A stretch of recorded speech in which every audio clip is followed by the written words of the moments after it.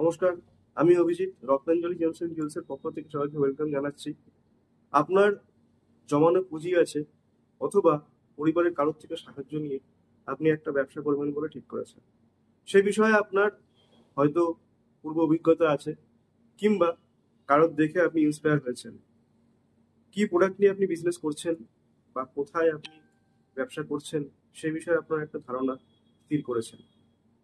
এক্ষেত্রে সবার আগে যেটা দেখার প্রয়োজন যে বর্তমান সময়টা আপনার ক্ষেত্রে সুইটেবল কিনা, বা যেই প্রোডাক্টটা নিয়ে আপনি ব্যবসা করতে চাইছেন সেই প্রোডাক্ট নিয়ে ব্যবসা করলে আপনি কতটা সাকসেসফুল হবেন। এই সব বিষয়গুলো জানার পর, দেখার পর তবেই কিন্তু একটা বিজনেস স্টার্ট করা প্রয়োজন।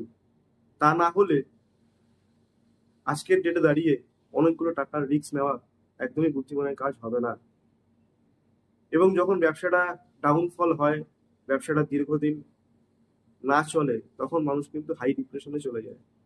অনেক ক্ষেত্রে কি হয়, অভিজ্ঞতা যখন মানুষের থাকে, মানুষ যখন আগে থেকে বুঝতে পারে যে ব্যবসা করার পর হয়তো আমি ইমিডিয়েট আমার লাভ হবে না, কিছুদিন আমাকে এটার পিছনে লেবার দিতে হবে, সেই বিষয়টা কিন্তু আলাদা।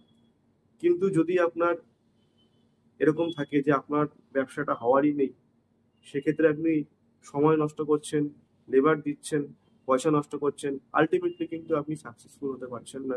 এটা খুবই দুঃখজনক একটা ব্যাপার।